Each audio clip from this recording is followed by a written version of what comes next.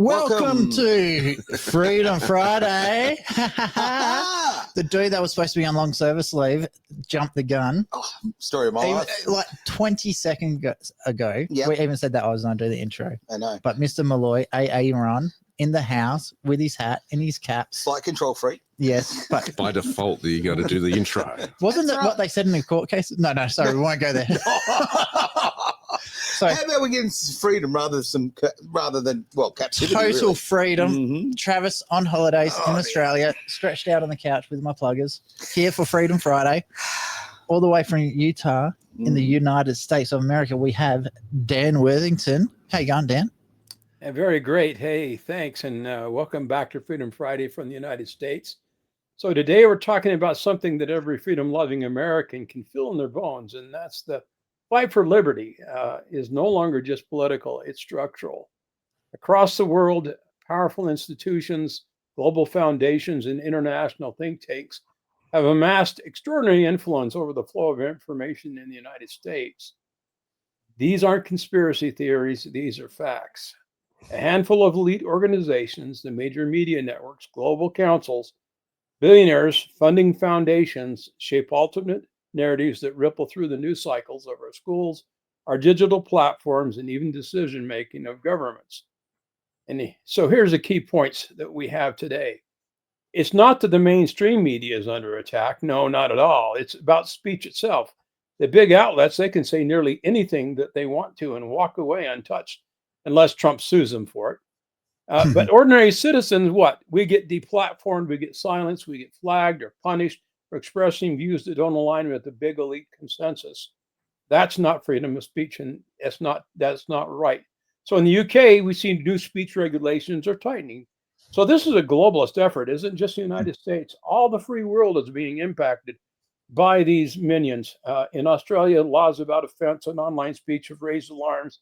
Here in the United States, tech platforms, activist groups, and bureaucrats pressure and have created a new kind of censorship by proxy, where government doesn't need to silence you directly. Platforms do it for them. Now, Trump is fighting back against this. That's the good news. And so whether it's the big global councils, well-funded political foundations, or media moguls with international reach, there's a growing alignment among the elite class that favors control, conformity, and managing public opinion on the liberal side. And when a small cluster of powerful institutions get to decide what is true, what is acceptable, and what is allowed, freedom of speech and religion are its first casualties. Again, here's the good news. American people still have millions of people like you and around the world that honor freedom and want their liberty, refuse to surrender their God-given rights, refuse to bow to censorship, who believe in the constitutional freedoms, the republic, and freedom of the individual. And that's what Freedom Friday is all about. Not left versus right, but liberty versus control, truth versus narrative, and the courage to stand up and speak up and hold the line. And these are their stories. Sorry, that speech, Dan, was awesome. It really was. Absolutely sounded like the, what is it, Special Victims Unit, the introduction? Oh, can we get that sound effect? Possibly. I think we've got it. Yeah, no We worries. got it there somewhere. We'll dig it out. So one thing I did forget to do, well, Dan took over. Derek, welcome to the show. Thank you. Yeah. And Aaron. Nice to Welcome be here, back my to the friend. show. Absolutely great to be here. So I think we jump after that monologue. Mhm. There's very few things that really radiated with me on that one. So first of all, the misinformation bill that's happening in Australia. So it's not the government doing the censorship. It's all the media outlets, the internet service provider, and all that sort of stuff. Sure. The bit I love about it is where Dan was saying that it's not the legacy media that's being restricted by these things. There's an exemption in there. If you're legacy media in Australia, the misinformation bill doesn't apply to you. Unbelievable. So that's a great thing that Edge Radio now has 87.6 FM, and we're actually transmitting. Right this very moment, absolutely, which is a great thing. It's bittersweet. I feel a bit dirty being part of the mainstream media. No. You're using their systems against you. That's right. So that's I feel the like I've important gone thing. back 20 years in my life in some ways. I'm working for the enemy in a lot of ways, or even, really probably 5 years back in my life. Go on. And going even further, You need a media support group. I do. And it may be a safe corner, a little, you know. Well, we've got 2 spare offices there for if you want to have like psychiatry meetings. But we also I think it's from memory, the 10th of December, so about 4 weeks away, the under 16s social media ban is going to come into effect in Australia. That's which means you have to present a government issued document to the internet service provider via your webcam to confirm you're not 16 to be able to use the internet and social media. Now, there's so much grey on this. No one really knows what's going on because I looked at, for argument's sake, my Facebook page, and my Facebook page is, and I'm embarrassed by this and a little bit terrified, it's 18 years old, right? So that says right then and there. Can it vote yet? Can I vote? No. Can your social media page vote yet? Because it's 18. Yeah, well, perhaps it can. Perhaps it can. But I mean, I don't need to prove my age clearly if that's the case. But I've been talking to a lot of people. People are going, I don't know what I'm going to do. I'm going to get out of social media. How am I going to communicate with others? I'm going to lose people on Messenger. They don't know. So the information. I know someone who's doing a webinar, not this week, but the next week, on this whole issue. And on how to reduce your digital footprint online. Give it a plug. Because, if you want to do that, I've got the QR code to get people through and all that sort of stuff, and maybe we can present that next week. But, there is some solutions that are coming through. But, I mean, it's silly for the government to think this is going to solve young people get accessing online, because all they're going to do, and I was discussing this with a guy who's organising this, and he's right. He's saying it's not like young people are going to stop going online. You're actually going to push them to other websites where they don't need to identify themselves, right? Like Twitch. and they will find a way. They are more tech savvy than bureaucrats are. I mean, I don't know about you, but have you ever used a government website? How clunky is it, right? So this is already I happening. know. I mean, I've got a MyGov account apparently. No idea how to get into it. So, no. So what Derek said is absolutely true. So are you guys aware of the game called Roblox? Yes. There's a server on Roblox. So you got to remember this is a game, so it was exempt from the media ban, the underage social media ban. So anything that's got a chat in it, that's considered a game. So Discord servers, because they're game-based communication chat things. Yep. They've got rooms and everything. They're the same as social Facebook. They're considered a game, so therefore it's not getting censored. There's a whole heap of this. Right. So there's a whole heap of banned book lists around the world where you're not allowed to read these books. So people have got together, built a library within Minecraft, and then they've taken all these so-called banned books, and because you can make books in Minecraft, so you can actually read them inside the game. And they've actually made a library where you can read all these banned books inside the game. Kids will find a way. It's like at schools. What's happening at schools? They say, it's got a net nanny. The kids can't access anything inappropriate. You can use Minecraft out of schools. Okay, they're not banned. Right. Where I was going to go is what happens, and a kid sets up his or her phone there as a hotspot, and all the kids access it. Away you go. So kids will find a way. If I don't know how to use a computer, look, I ring a kid right there, that one, and ask for help, because see the jealousy is palpable. You can taste it. Adults are in the room. Can you smell the fear? Well, anyway, you got to stop. Your governments from intruding on your freedom of. Well, hang on. Here's the problem, mate. Is we keep voting for these idiots, and I'm going to say something unbelievably controversial. It's going to happen, but I've been watching a lot of things lately about in the American point of view when it comes to women voters, and 85% of women apparently in the US are voting for the Democrats. So they're voting for the people that literally are hurting them. It just makes no sense. So I can't confirm this, but from what I've seen, it is actually getting better. Is it? In like the very, very blue states, the women vote is going up, but in the Republican states, the women's vote's like massively coming down. Well, I'm not wanting to play the sexist route, but the reality is that most of these policies, a lot of them are anti-women. All right. So men playing women's sports, all this, heavy on abortion, all of this sorts of thing, very pushing women to welfare state. They're very anti-women, in my opinion. All right. Yeah, but so you're looking at from a man's point of view. Correct. So let me ask you a question. Let's say you're a single woman. Let's say you're 19 years of age. You're about to go to university. Sure. One party is saying, no, you got to pay for yourself. The other one's saying, no, we'll give you free education. Who you don't vote for? Oh, it wouldn't matter on my gender. I'm going to go the free option. Right? Free education, exactly. Yeah. So let's say you've failed university because you got a women's studies degree or something that you just can't get a job on. You've got this massive university bill. You're looking for a job. You can't find a job and you can't find a home. Yeah. So one party is saying, like, okay, let's allow these rich millionaires to own all these houses, and capitalism is bad. Versus, you'll get a free house, free minimum income, and a universal basic income. Yeah. Which one are you going to vote You're for? training people to be lazy. Exactly. Right? You are Spot- training spot people on. to take the easy route. Okay. So therefore, especially in these Democrat states where they can actually implement these programs, wouldn't it, like, it stands to reason that people who are struggling are going to pick the easy route to, if you're falling off a cliff, you don't grab whatever you can. Of course you are. So and you destroy the economy, so this becomes necessary. This is what the Biden administration tried to do while it was in charge. So on an individual basis, they don't care about that. They just care about where the next meal is coming from. So I understand why they're doing it. So do I. But it's just like, I find it fascinating that the Republican women are actually going, you know what, this is destroying the economy, versus the Democrat women aren't. So I think it's more of a, but not so much of the women things. I just think, a lot of the Republican women have husbands.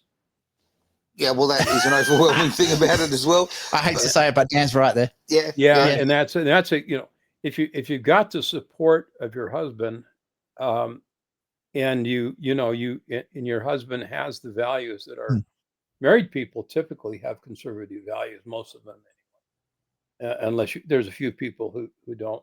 But Clinton, but they're I don't know, they have a free marriage, freestyle ranging. At least we understand. You guys told me in advance of this program. But my point is it really is about public virtue, incentive, and incentivizing work over welfare, and creating freedom through incentives to be productive. Ronald Reagan had it right about this. He was this whole push to communism is going to destroy the productivity of American working people and destroy their incentives to work, just like in the Soviet Union and other places. Communism never worked there. Communism isn't working in China. It's never worked anywhere. It's only been destructive. Look at Argentina and other places that have tried to adopt these systems. It's never, ever worked. Well, the fundamentals is, Dan, it's the assumption that all people are equal and all people have the same desires and capabilities, and that's just not true. They're not equal under a communist system, because the people that actually get off their ass and work are getting absolutely nailed, while the ones sit on their ass are being propped up by those people. Yeah, but I mean, okay, well, I'm just talking like on a genetic level, right? Some people are doers and some people are going to sit there and take, right? We are not all the same, right? And communism relies on us all being the same. Some people are going to strive, some people are going to sit on their hands. That's just, and the ones that strive will move out of New York. and go to Republican states where they can find a good job. Like Texas. I'll take this opportunity as far as we're talking about New York State. I find it, and I'm an Australian, okay, so what skin have I got in the game here? But I find it massively offensive, the fact that they've brought in that particular mayor with his religious beliefs, his political beliefs, when we're talking about, okay, in 1 year's time, it's less than a year's time, it'll be a quarter of a century, 25th anniversary of September 11, and that's how long it's taken to basically put a Muslim leader in New York. As an Australian, I shouldn't be offended, but by God, I am. That just shows how stupid the people in New York are.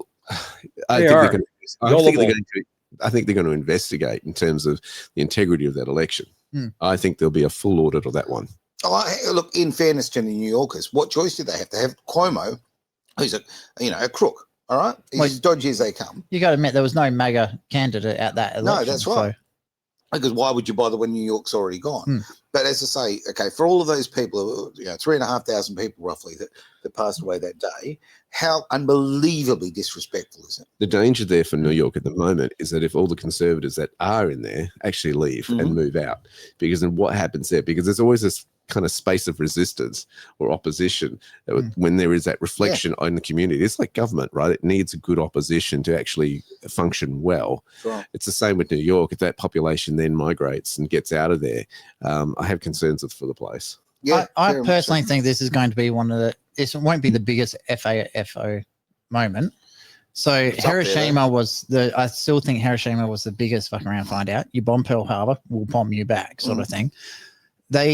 go, oh, let's do an experiment with socialism in America's biggest city. And I think give it a year or two, we're going to find out how bad it's actually going to get, because they're going to get absolutely smashed. Again, So- I'm reading this on what other people have told me, not first-hand information. But when you hear about the stories about New York, particularly in the 70s, it was a bit of a hole, right? Mhm. You know, there was Yeah. so much There were crime, it was gangs. filthy, gangs, Yeah. so much violence. So, and what have they done? They've just recreated it. Now they've put someone who has the ethics of an alley cat. So In charge. again, the 1970s don't come back. Crimes don't go through the Yep. roof. They don't have a lot of immigration from probably non-documented people. They're going to go out of their way to put these people up in houses. So this is my personal speculation. I think for the first 12 months, they don't go, oh, look at house prices are going so high and all this sort of stuff. They don't like brag about how great it is. But the crime rates don't go up. And when I say crime rate, I'm talking petty crimes like stolen phones. I'm not talking like murders and stuff like that. That's going to come later on. But what's going to happen is all the normal people are going to start moving out. All the centrist people are just going to go, this is stupid. It's too dangerous. I'm not going to be here.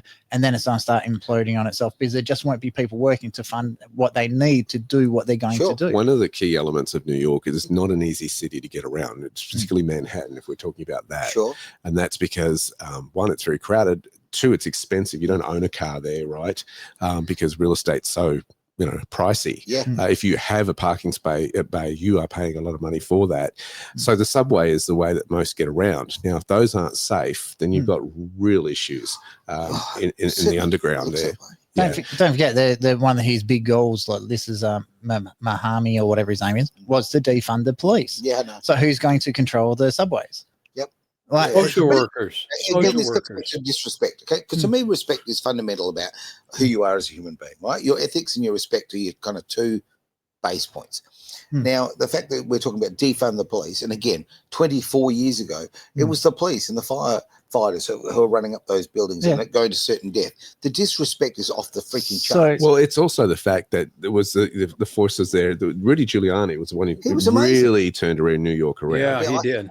And part of that was because he was tough on crime, Mhm. even to the point where they would go out of way. If you've read his book, Leadership, the little things mattered. Like you don't leave graffiti lying around, right? Yeah. You get onto it straight away and scrub it out. You Agreed. fix the broken windows to give that, kind of presentation and communication to the community. This is not acceptable. We do not allow this to occur. Agreed. If that goes out the window, then you've got the problems where people start accepting it. And the danger is it turns more ghetto. It does. Look, and we're a little insulated here in WA.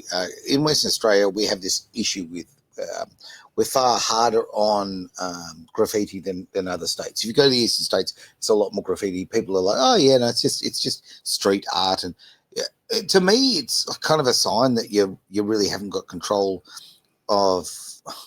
Well, you haven't control of the entire demographic, quite frankly. And control's the wrong word. Control's not. Again, there's a lack of respect. There's crime. To me, It's not your property to graffiti on. that's That's exactly the right. bottom line. You put it better than I. If I build a wall, Mhm. it sounds like a famous All right, Trump. quote. If I build a wall and somebody graffitis on it, who are they to touch my wall, right? Totally I agree. just saw it on the weekend. There's a brand new estate going into this pocket of what was a small farm around where I live, and they put a retaining wall there, just brand new, fences up, and all that sort of stuff. Somebody's gone over the weekend and put graffiti on it, and it's like, it's not your wall, it's not your retaining wall. that's a lack of parenting, in my opinion. Yeah. So I just want a quick chat GPT. We really should get chat GPT to sponsor these shows. Anyway, so I've done a quick chat GPT show. I'm not on social media at the moment. I'm under 16. So I did the question, how many police have now resigned from the New York Police Department since the mayoral election? Mhm. So according to the press release from the Police Benevolent Yeah. Association of the City of New York, PBA, since October 2024 to October 2025, over 3,668 police have resigned. Wow. How many have they recruited? That's the next question. Okay, so in October 2025 alone, there was 245 police quit or went into retirement. Okay. So it's already starting the defunding of the police, and I want to find out because But those the numbers, could be deceiving because look at the scale. I mean, look at the population. I How think many it's the normally Minnesota. One of the other ones. The mayor is saying for every police officer that will relocate from New York to my state, Yeah. we'll give you $5,000 to Oh, help with the Probably move. Florida. What is it, Florida? Yeah, the governor is inviting police officers to go down there. There we go. There we go. Yeah, Minnesota. Am I right there, Dan? Minnesota is quite a blue state. Oh yeah. So I can't see them doing that. I've just done a search saying how many have relocated to another state. Nothing's come out yet, but Okay. I think they're definitely trying to defund the police. Well, that's one of his election promises. So seeing the success that Trump's had about actually following through with these election promises, you could argue he had an over 51% win here for Manani or whatever his name is. Sure. So you could argue, using the Trump analogy, that he has a mandate to defund the police in New York State now. He's got a mandate to do all these things. So salami. So with this guy, yeah. Yeah, okay, and I agree with that. He has got a mandate. If that's what he ran on, you know what? End of the day, you've got to represent the people. Yeah, but people didn't understand what they're voting for. That's the problem. Perfect. I don't. I totally agree. Great opportunity here. This is going to be really, really nasty, but I don't care. They're Democrats. So I'm just waiting for New York to get absolutely smashed, destroyed, all the outer suburbs and everything. The property values don't crash. Yeah. Give it a couple of years, it's not crashing. It's going to be nasty. This is I don't think savage. the property values will drop personally. In America, I do. You reckon? They look at houses like we look at cars. They're disposable assets.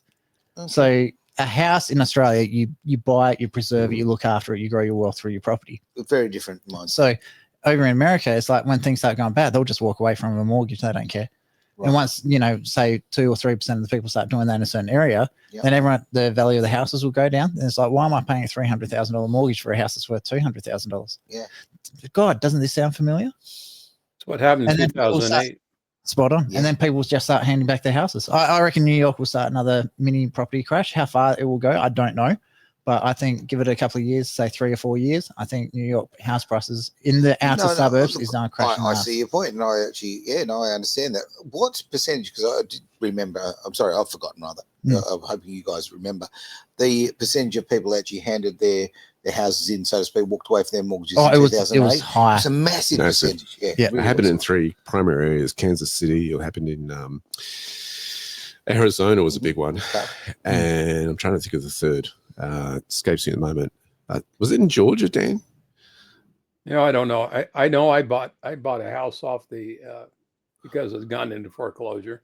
Got a 600. Got a 6,000 square foot home for $418,000 back in 2000. Yeah, we use metric over here, mate. No idea what you just said. So that's the freedom measurements. So it's about a 400 square meter home. So that's the actual physical house itself. That's a big house. It's a big house. Damn. It was worth over $1 million, and now it's back up over that. Okay. Yeah. Good And measurement. so just said Dan said he paid, what was it, 400,000 for it? 433,000. So that's 40 cents in the dollar. Mm-hmm. So buying Good out a investment. foreclosure. So the other thing is tax liens is another one that's going to come up. Tax deeds as well. That's where they don't pay that. I'm converting this into Australian stuff.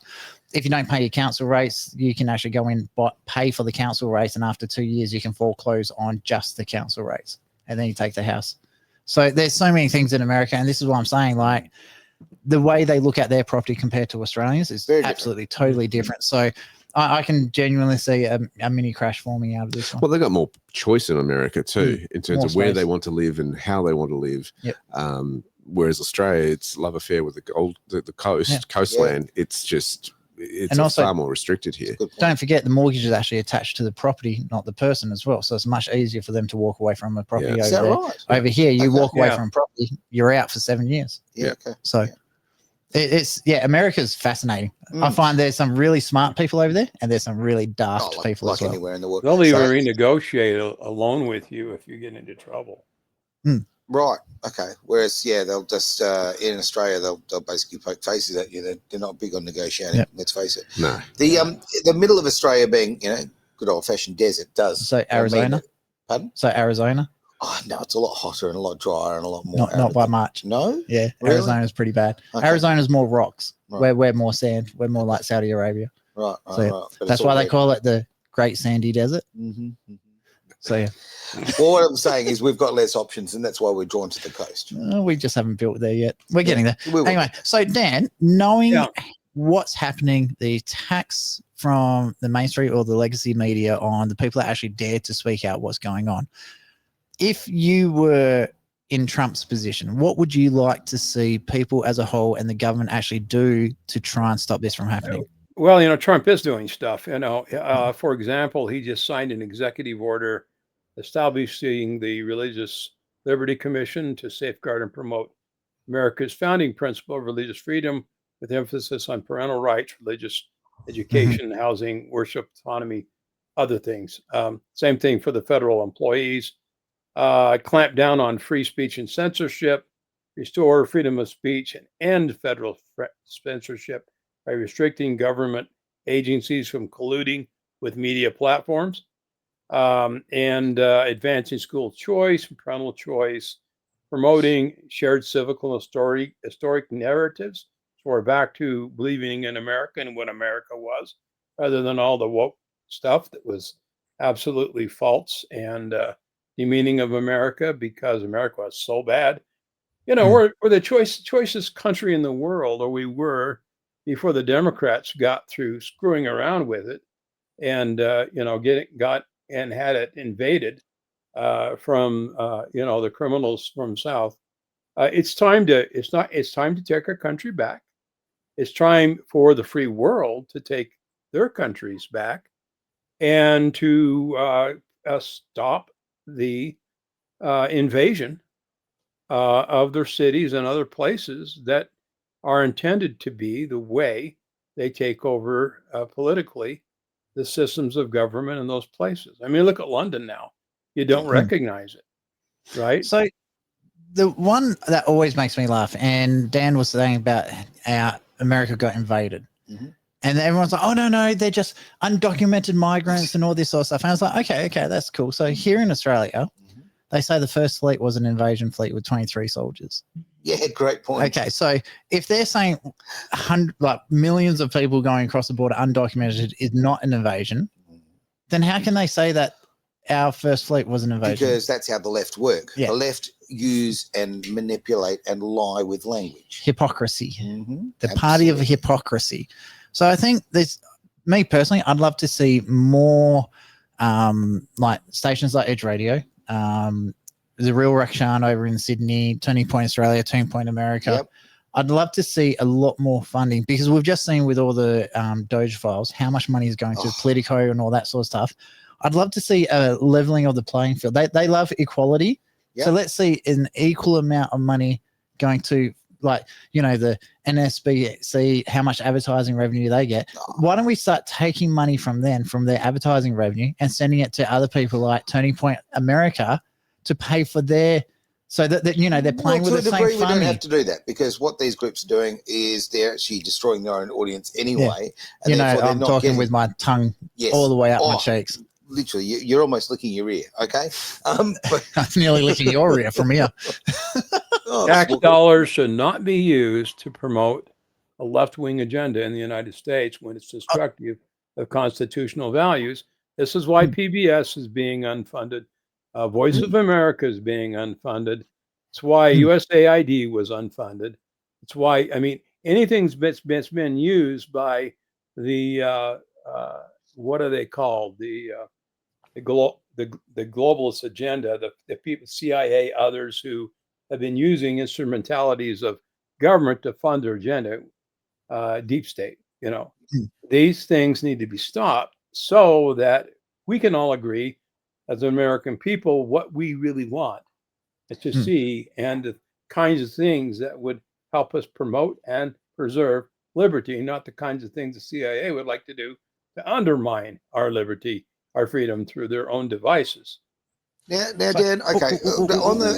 Hang on. Something very, very important. Okay. Infomercial time as well. So just don't forget, on the 22nd of this month, we do have Bogan Trivia Night. So go to the Edge Radio Facebook page and you can get your tickets through the thing with Lisa, and I think someone else is on it. I can't remember. Yep. Anyway, Bogan Trivia Night. Where is it, Aaron?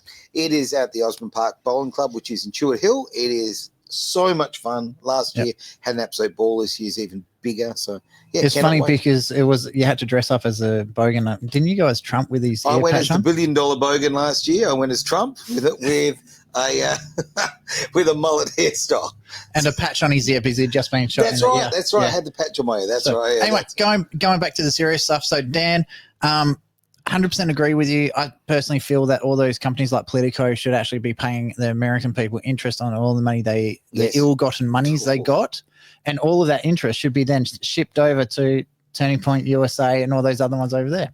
I'm going to say something which, okay, Dan, I really want your opinion on this because on the Edge Radio Australia Facebook page, I've actually put a video that I came across that was sent to me this morning. And it essentially says, when you look at the long form of it, it explains really well the steps from the Cold War to where we are now. And it effectively says, it's an American speaking, it's American saying, effectively, America actually caused the war in Ukraine. Okay. Now, It did. I'll be honest, I agree with that. When I say America, I'm talking about the deep state who are controlling NATO. And all of these, these people have lost their lives because of it. All of the issues that, we're winding back to, as I say, with the fall of the Berlin Wall. That's when it all came to a head. Biden was complicit in all of it. He was. If Wow. Trump was elected, it never would have happened. So Yeah. Jeffrey Sachs, I think, is it this one? Yes, it is. Yeah. So the guy's name is Jeffrey Sachs. So Yeah. Sachs. The truth about the Ukraine war. So, Because I've been saying this to people for several years now, basically Mm. what he was saying.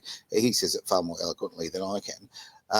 But I think we all need to watch it because it's so true. And like, we've got to say to ourselves, but hang on, this is the thing. Like, are we the bad guys? And when I say are we, sometimes the West is the bad guy. Well, I think you've You got to highlighted remember, it depends on who's in charge. Yeah, exactly Which West you're talking about? Yes, You know, Correct. it's sort of like there's one part of the West. Not to say that there isn't corruption on both sides of the game, but the liberals have this agenda to destroy the American way of life.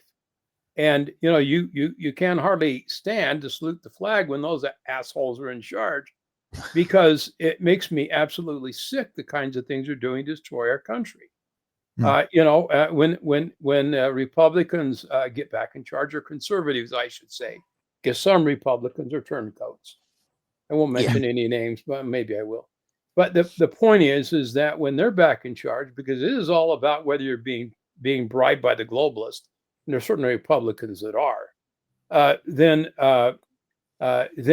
things turn back the right way. The Constitution works the way it's supposed to, and the types of interpretations the liberals push for constitutional laws and that kind of thing diminish. And so you're just balancing the shift back to what was quote unquote normal instead of all this weirdo crap that you see when the liberals, the liberals, they want to divide us. They want to talk about things that tear us apart.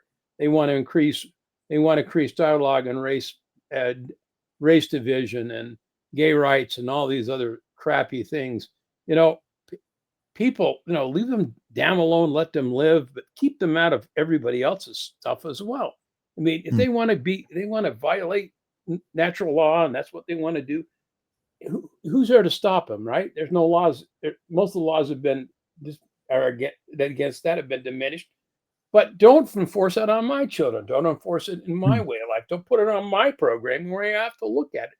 Because frankly, I'm not interested. I don't want to watch it.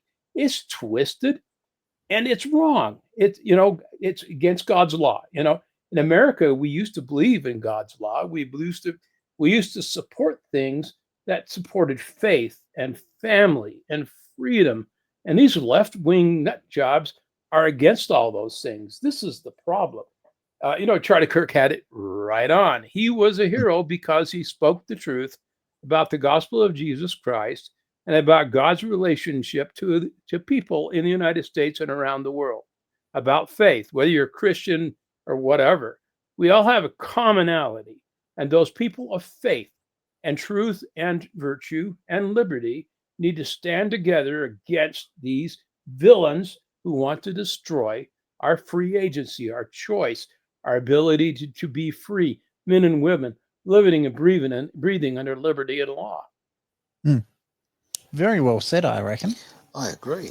And I think that's what we've got to realize. It's the globalists behind, or the elites behind it, that we're actually trying to push that whole conflict in Europe. Yeah, I think they wanted World War III. Mhm. What could they gain out of World War III? Well, there's wealth.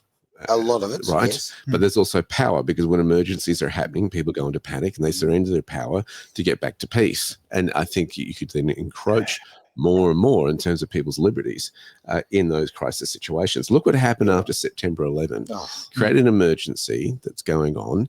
And then, of course, we've got the Patriot Act. Mm-hmm. And the finance world has never been the same since the Patriot Act. Our freedoms to travel from one country to the other have never been the same since doing that. No, it was a conspiracy to create and change laws and inflict punishment on the American people, and to introduce laws that interfered with our liberty and freedom. Now, I'm all against shutting down the terrorists and keeping them from doing what the dastardly deeds they do all over the world. But it doesn't mean they need to record every conversation, be involved in every communication, and see everything that's crossing the desk of the American people, including this program. It's none of their freaking business what we do as a people, as long as we're obeying the laws and organizing our lives in a way that supports freedom and does the kinds of things that we're supposed to do with values and integrity. None of their damn business, and yet they have chosen to violate our freedom of privacy.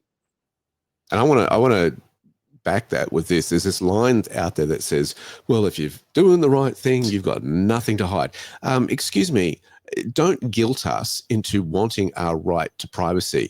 It is highly inappropriate for me to go up to a stranger and ask what color underwear they're wearing today, right? It's none of mine business. And so these people, when they say this sort of stuff, no, everybody has a right to certain privacies, right? We do. And so, I use that extreme example to highlight the point. And I don't like that argument that gets on that hobby horse. Well, if you've got nothing to hide, you're doing the right thing by doing it. No, that's not correct. Take back your privacy, peeps. Grab it back, because you do have a right to it. Privacy doesn't mean you're doing something wrong. Privacy means it is your right to share it with only the people you choose. Yep. Really that simple. And when you lock your doors every night, okay, are you doing it because, well, you're doing it to protect your family, you're doing it to keep people out, you've got a right to sovereignty for your country, all of these sorts of things. They're just basic fundamental bloody rights. And this is the problem, right? Is how much of private information people leave online about themselves and give away, right?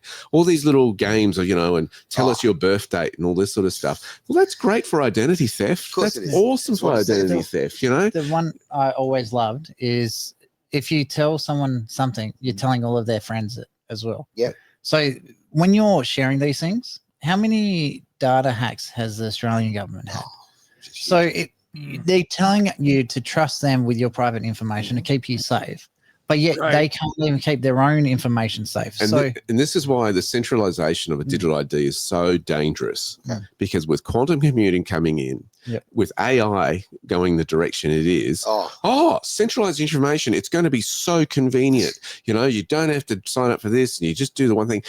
Folks, wake up. Yeah. It's the worst thing you can do for data hacks. Decentralization, where information is not kept in one place, is actually a protection for you from hacks and bad actors like that. And the danger is, if those in power in government turn and have nefarious reasons and agendas to, of course, rule over you rather than be the public servant that you've elected them to be, can you see when they have that much information and lock you out of the whole digital world, how dangerous that could be?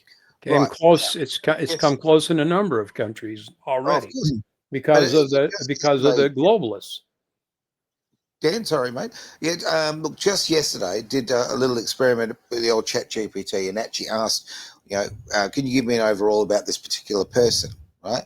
And it went in and it said about the stuff they'd been involved with politically, with them environmentally. I'm going to check myself. Private life, all of that. ChatGPT did a complete rundown. Profile. Dangerously so. Wow. Dangerously so. I'm curious to do my own now, but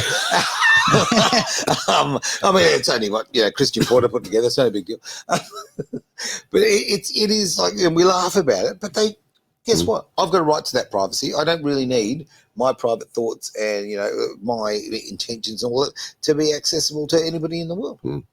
Or have your information sold to someone else or with another organization. And I think that's the big challenge too, is how many businesses rely on third parties to run their website, right? For example, or any business for that matter.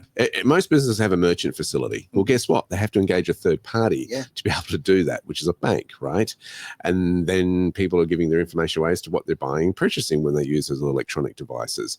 Not to mention everything else on a website, from cookies to autoresponders to videos, video information, all that kind of thing. It's all on there. And so my eyes have been really opened by working with this individual, this one student who's doing that presentation that I mentioned on digital privacy. It's like, I'm looking at this a whole different way in terms of open source information, decentralization. It's powerful. Well, Travis is just something very rare for Travis. You came up with a very good point, right? We're talking about AI now. What about with quantum computers? With that kind of power? Well, you have a look at what the NVIDIA releasing, the CGB project, or I can't remember what they call it anyway. He's gone through it, the Spark. It is as close to a quantum computer that you can get, and it's only $3,000 US. No way. So that's how cheap some of these things are. And like when you have a look at the cost of a high-powered laptop, like that's not actually that much money these days. No, it isn't. Well, hang on. Okay, I was in a gaming computer. Yeah, I was in just looking at computers a couple of days ago because I think we probably need. So it's about 4,500 Australian. Well, no, 3,500 for something. So this is what the Projectus or whatever it is called.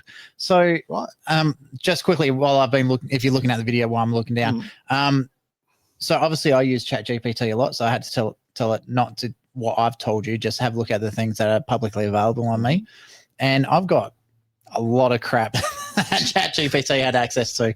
So it's a little bit alarming.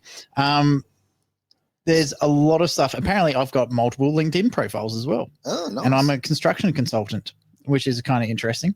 Right.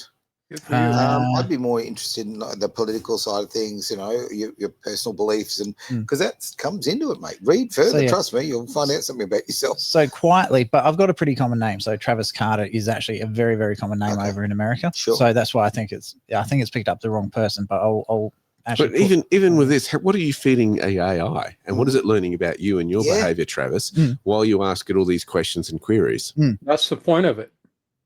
That's right. It's to train a virtual assistant, but the problem is the virtual assistant knows everything about you. That's right. That's right. Well, we hit into the show, gents. So what I want to do is have a little bit of a closing comments, if I could. I'll start with you, Derek. I'm keeping them private. I just had to. Written, spoken, and authorized. Yeah, perfect. If you ask ChatGPT if it has biases, it'll readily admit that it does. And you've got to tell it who you are and what your values are, in order for you to give it the straight scoop, because otherwise it's going to give you a load of BS. Why?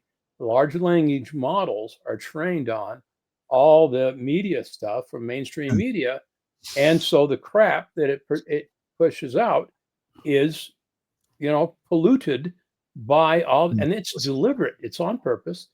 Because the globalists are creating systems that believe all this shit, but it's all their shit. And that's the point.